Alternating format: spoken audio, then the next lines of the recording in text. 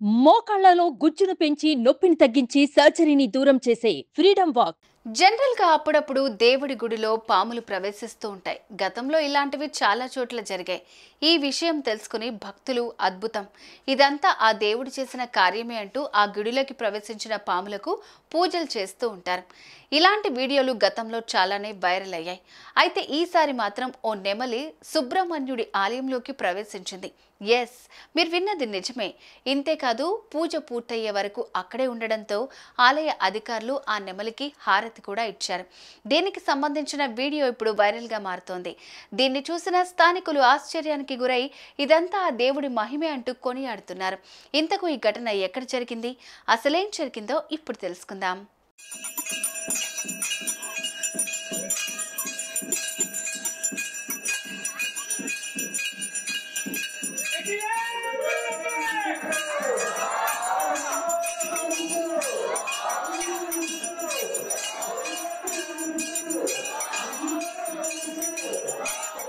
ఇక పూర్తి వివరాల్లోకి వెళ్తే, తమిళనాడు తిరుపూర్ జిల్లాలోని పల్లండంలో ఉన్న మురుగన్ ఆలయంలో ఈ నెల 27న పూజలు జరుగుతున్నాయి.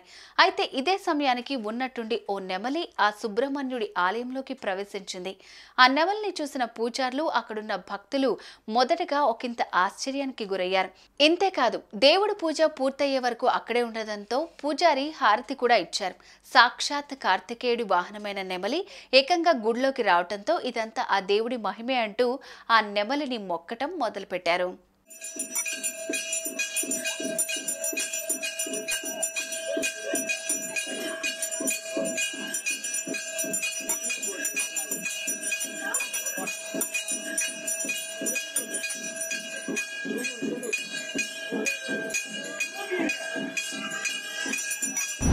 ఈ విషయం తెలుసుకున్న స్థానిక ప్రజలు తండోపతండాలుగా ఆ ఆలయం వద్దకు పరుగులు తీసి ఆ నెమలిని మొక్కడం మొదలుపెట్టారు.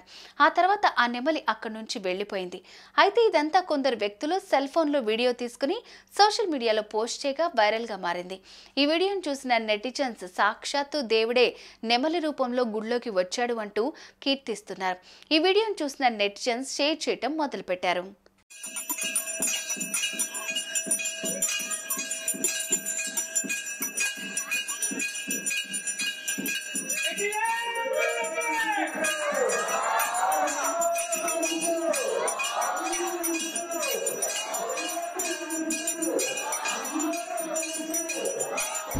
నెమలి సుబ్రహ్మణ్య స్వామి ఆలయంలోకి ప్రవేశించడం, పూజలో పాల్గొనడం, ఆ నెమలికి పూజారులు హారతి తీసుకుని ఆ తర్వాత వెళ్లిపోవడంతో స్థానిక ప్రజలు ఒకంత ఆశ్చర్యానికి గురయ్యారు.